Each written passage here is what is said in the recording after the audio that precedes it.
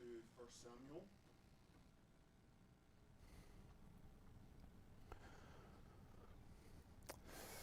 Mother's Day is a day to celebrate for many, but it's also a painful day for some.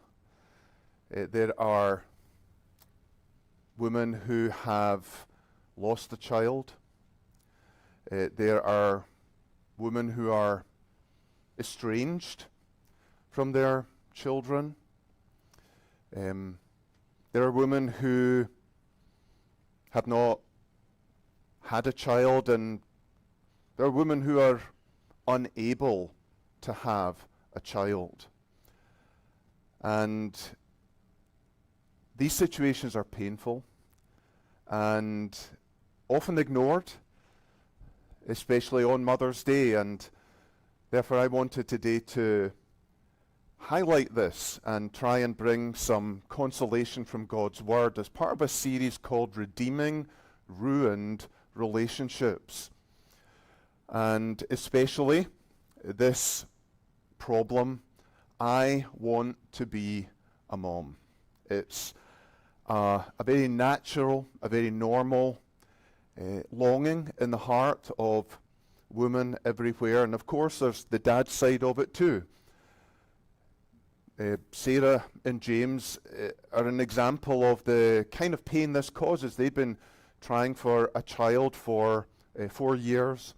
Every month hopes were raised and then disappointed and devastated. And it caused a strain in Sarah's relationship with God. She used to scream at God in her journal. And also it caused a strain in the relationship between Sarah and James. They loved one another, but this was pulling them apart from one another. And James, especially, as most men, wanted to fix things. And so he was, looking at all the science and the technology that was available, but without really caring for his hurting wife. And things were going from bad to worse, until they one day shared their pain with their small group. And that enabled them to come together and share the pain together. And the result was some emotional, relational healing, though not yet, at least, physical, bodily healing. And we see the pain of Sarah and James's situation in 1 Samuel 1. And especially in verse 6, we read this phrase, "The Lord had closed Hannah's womb." And then at the end of verse 6, "The Lord had closed her womb." Infertility is a common and yet very painful problem. It affects 1 in 5 women in the USA. That's millions and millions of women. We see it in the Bible, not just with Hannah, but with Sarah, and then Elizabeth in the New Testament. And causes vary from biological obstacles. There can be lifestyle factors, and of course, just as here, there can be just a simple sovereignty of God reason behind it. The effects are similar, though, whatever the cause. As we see in this chapter, shame, grief, loss, isolation, loneliness, anger, and a breach or a distance in relationships between Hannah and her husband, and it would also appear between Hannah and God. And let's look at some of this. We read here in verse 2, Hannah had no children, in contrast to Peninnah, who did. And then in verse 5, as we saw, the Lord had closed Hannah's womb, and her rival, Peninnah, used to provoke her grievously to irritate her, because the Lord had closed her womb. In verse 7, so it went on, year after year. As often as she went up to the house of the Lord, she, that's Peninnah, used to provoke Hannah. Therefore Hannah wept and would not eat. So you can see how this was souring the whole worship experience for Hannah. The devil took advantage of Elkanah's sin in having two wives, and Hannah's pain in not having children.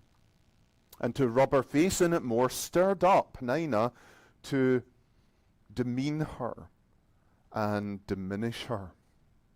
She was heart sad. And in verse 8, we have Elkanah trying to help as only a man can. Hannah, why do you weep and why do you not eat? Why is your heart sad? Am I not more to you than 10 sons? Not the most sensitive of counseling. And then in verse 9, again this emphasis on she was deeply distressed and prayed to the Lord and wept bitterly. Do you see how many times this pain is expressed in this narrative? In verse 11, she comes to the Lord and makes a vow and says, if you will indeed look on the affliction of your servant. Verse 12, Eli, when he saw her praying, but without hearing any words, took her to be a drunken woman. Again, male insensitivity on display. Eli said to her, how long will you go on being drunk? Put away your wine from her. He jumps to a very harsh conclusion. And then Hannah pours out her heart to Eli. I'm a woman troubled in spirit. I have drunk neither wine nor strong drink. I've been pouring out my soul before the Lord. Do not regard your servant as a worthless woman. For all along I've been speaking out of my great anxiety and vexation. Verse 17. After Eli spoke to her again, we see the beginning of a turning point. The woman went her way and ate, and her face was no longer sad. Now notice, it doesn't actually say her heart, but there was a beginning of an improvement in her condition. And in God's mercy, he remembered her. She conceived, bore a son, and she called his name Samuel, for she said, I have asked for him from the Lord. So we see real life on full display in 1 Samuel chapter 1. We see so much of a ruined relationship here that goes through so many painful, deep, agonizing emotions. And in verse 26, she fulfills her vow. When she's given this child, she says, for this child I prayed. The Lord has granted me my petition that I made to him. And concludes, therefore I've lent him to the Lord as long as he lives. Why, though, would this be a subject of interest to all of us? Yes, of course, we can see how it might be of interest to some. Well, I think first of all, because by looking at this question, this challenge of infertility, number one, it helps us to understand it better. It gives us sympathy for sufferers. Secondly, we hope it will provide hope and help for those who suffer in this way. But I also want to widen this out, because although this problem is focused on a specific example of inability to conceive and have a child, the fact that it's explained as the Lord closed the door indicates to us that this can also be applied to every life situation where God closes a door. He may have opened our wombs, he may have given us children, but the Lord may have closed a door in other parts of our lives, whether it's closing a door on a job, or closing the door on another relationship, or closing the door on health and strength. And so we can learn from this specific example of God closing a door how to respond to the times in our own lives when God closes a door in another way. And we can also learn how to respond as Hannah did when the Lord eventually opens a door. And in so doing, we can learn so much about God's sympathy, God's compassion, God's pity, and also God's power to redeem ruined relationships. And therefore, let's ask this question generally, using this specific example. What should we do when God closes a door in our lives? What should we do? I'm sure every single person here, to some degree or other, whether it's a small door or a huge door, is experiencing in some way a closed door in their life. It might be relationships, money, health, whatever it is. What do we do? Well, I think the first thing to recognize from verses 1 through 8 here is that the Lord closes doors. Doors don't just close on their own. There may be other instruments involved, other people, not in this case, but in many closed doors. But whether there's a person or people behind it all is the Lord. As we see in these verses 5 and 6, where it's twice said, the Lord had closed her womb. And the result was Peninnah provoked Hannah grievously, irritating her immensely. So Hannah wept. Hannah was heart sad. Hannah would not eat. This points us towards the heavenly doorman.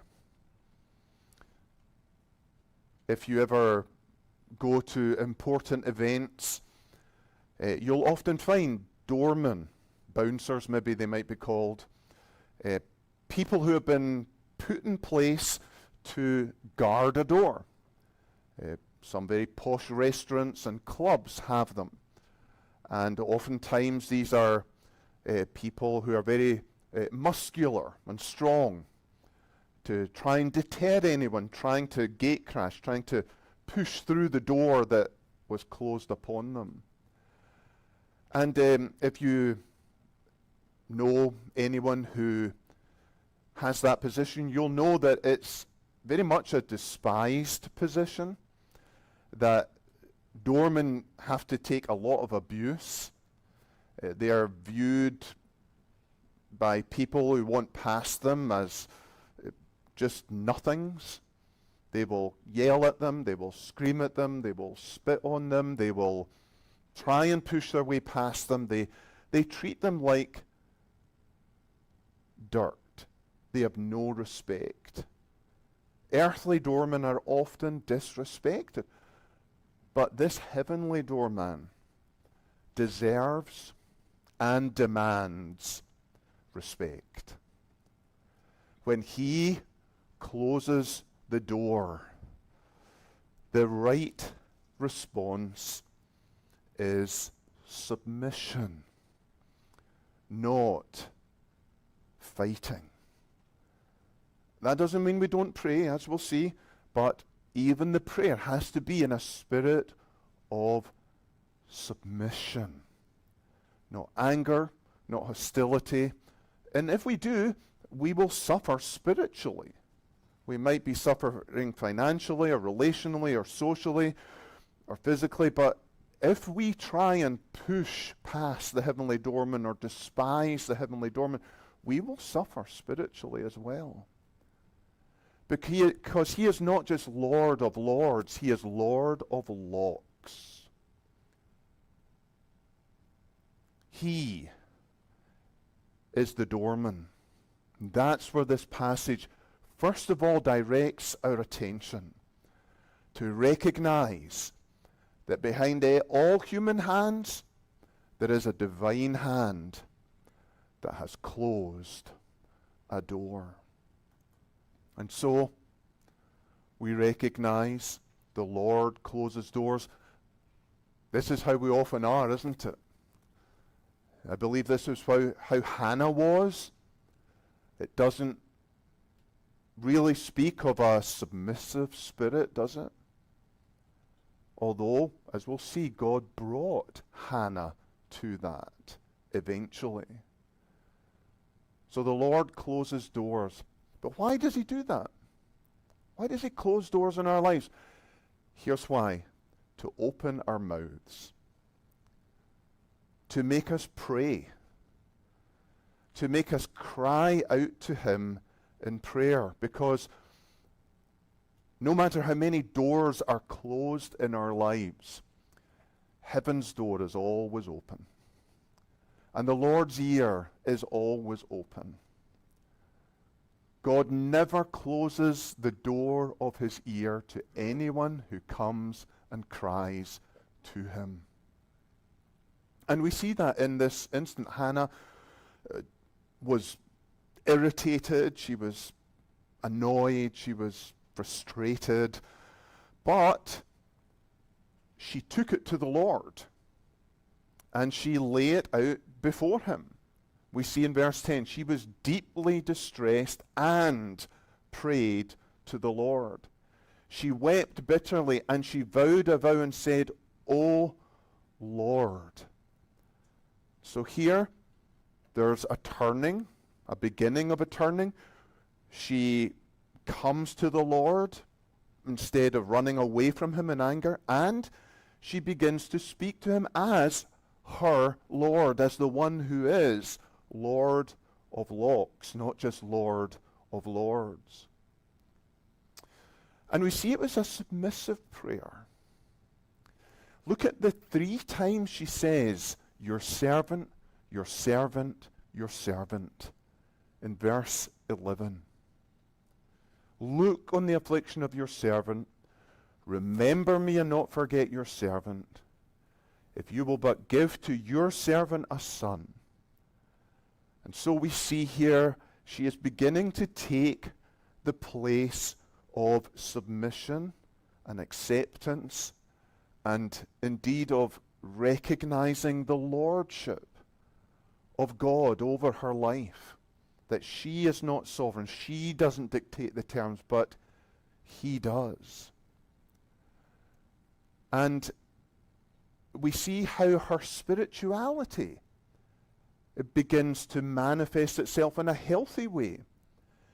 Because we see here now it's not just, I want a child, I want to be a mom.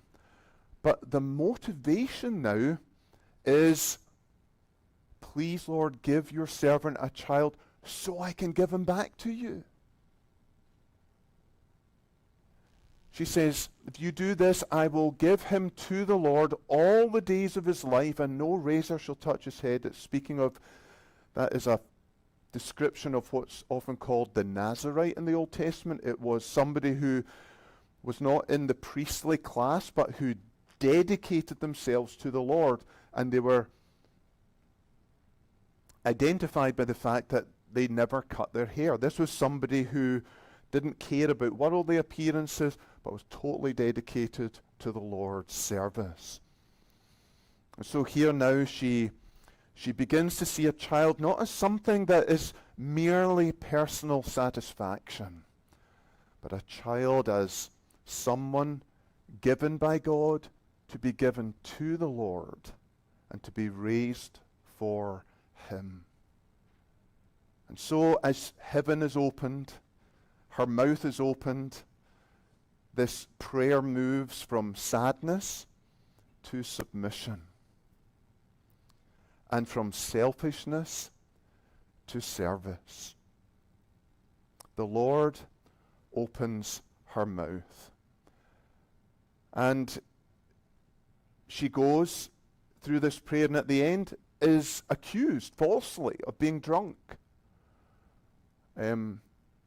Eli comes and he thinks she's crazy or has been drinking too much, and she defends herself.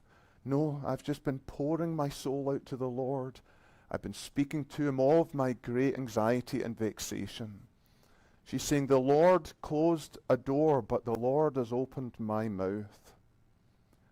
And this again is a wonderful pattern for us. When God closes a door, it's to turn us to himself and open our mouths in the same way as Hannah did, with a very serious, sad, yes, can't deny the pain, got to be real before God, but also the prayer of a servant, the prayer of submission, and the prayer that is dedicated to spiritual ends, the service of the Lord. So Hannah pleads, Eli accuses, Hannah defends herself. And what happens when the Lord opened her mouth? Well, the Lord opened heaven. Through Eli, God speaks to Hannah. We see that in verse 17, where he speaks peace-filled words to Hannah. Remember, this isn't just Eli. This is coming from God. God saying, go in peace. And the God of Israel grant your petition that you've made to him. This isn't a guarantee, but Eli's joining his prayer to hers, and in doing so increases peace in her own soul. And so God uses other people to join us in opening our mouths to heaven and join us in bringing peace and calm and tranquility where previously there was just turbulence and torment. So God speaks peace-filled words, and then there are joy-filled words, because the woman then went her way and ate, and her face was no longer sad. God turns this face that was just angry and frustrated and pained, at least her face, into, at least she's not sad anymore. The sadness is gradually being replaced. So there's peace-filled words, joy-filled words, and there's a child-filled womb. The Lord remembered her. Not that he'd ever forgotten her, but this is used often as an expression for God hearing a prayer and answering it. It's like the thief on the cross. Remember me when you come into your kingdom. Here the Lord remembered her for good, brought her case before himself, considered it, measured it, timed it, and responded to it in the right way. And in due time Hannah conceived and bore a son, and therefore produced praise-filled words. She called his name Samuel, heard by God. That's the meaning of the name. For she said, I have asked for him from the Lord. She recognizes it was the Lord that closed the door, and now it's the Lord that opened the door. And she ends up not just with a son and a relationship with a son that was not there before, but was causing great pain because of its lack. She ends up with a repaired relationship with God. And, as you can see after this, in verse 21 and following, a repaired relationship with her husband as well. Now, this is not saying that every single prayer about a closed door will result in an open door, but it's saying that when we have opened our mouths, we can be sure that heaven has opened, and God's ear has opened, and God has considered our petition.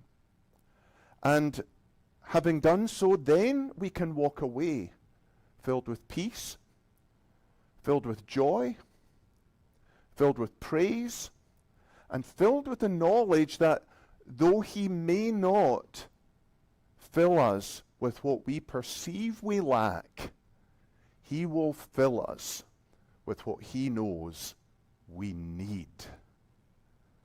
And we may need something much more than the door that's been closed to be opened. So, the Lord opens heaven. What should we do when God closes a door in our lives, having looked at this specific example, widening it out? Respect, trust, and pray to the doorman, and praise him when he opens and closes. Respect, don't dismiss him. Don't think ill or speak ill of him. Trust him that he knows what he's doing. And pray to him, recognizing he is the doorman, the only one who opens and closes. And as we do so, we will be able, eventually, not overnight probably, not the click of a finger, but as we do this repeatedly, respect, trust, and pray to the doorman, we can be led to praise whether he opens or whether he closes. So, I hope this increases our understanding and our sympathy for this specific problem. I hope it might provide help for anyone who suffers in this way. I hope also it will, in that wider sense, guide us in how we should respond when God closes a door. Humble, submissive, spiritual prayer. And when he opens a door, praise, service, and dedication to God. And I hope also through this we learn about the Lord, his compassion, his pity, his sympathy, his power, his redemption, because although God repairs this ruined relationship, and he redeems it and produces much good out of it, he tells us through this, every ruined relationship is to repair our relationship to him. God can repair relationships between a husband and a wife, between a mother and a son, a father and a daughter, a sibling and a sibling. He can repair relationships individually, between families, between churches. He can redeem and repair any ruined relationship. But whether he does or whether he doesn't, his aim in it all is to redeem our relationship to him. And God will often bring the ruin of a relationship into our lives to repair us in our relationship to him. And we'll see that time and time again as we look at different ruined relationships in the Bible. His great aim, above everything else, is I want a relationship with you. Or I want a deeper relationship. I want a better relationship. I want a healthier relationship. He is the greatest redeemer of the greatest relationship of all, the broken relationship with God. And this is so clear in a couple of verses. Jesus says, I am the door. If anyone enters by me, he will be saved and will go in and out and find pasture. He's saying, you can come to me at any time and you'll find I'm a door. And whether I open a door that's closed in your life or not, this door of fellowship with me is always open. It's always swinging open and welcoming you in to come and find pasture. And then in the last book of the Bible, Jesus is speaking and he says, these are the words of the Holy One, the true One, who has the key of David, who opens and no one will shut, who shuts and no one will open, reminding us of his sovereignty as the heavenly doorman that we must bow to, that we must get right with. And if you are on the wrong side of that door today, maybe you've never come to the doorman, maybe you've closed your heart against him and he has closed the door of heaven to you. He's calling you, maybe through the desperate situation you are in, through a state of ruin in a relationship in your life, and he's saying, come. I can open. And when I open, no one can shut it. Come. I'll never close the door in your face if you come to me. Come. And I will usher you in to find green pastures and still waters. Come.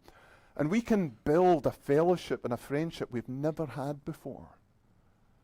Or, if we've wandered from that open door and we're in the midst of ruin in our relationship with God or others, just know he's still standing in front of you saying, I am the door and I am the doorman. There's no one else to go to.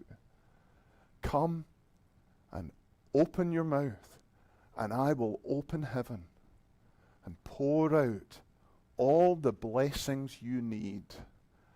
And he knows our needs better than we do. So, whatever ruined relationship is in our life, whatever closed door, let's use it as God intends it to repair our relationship with him and to come to that open door that he will never close in time, but he will in eternity if we don't come in time. Let's pray.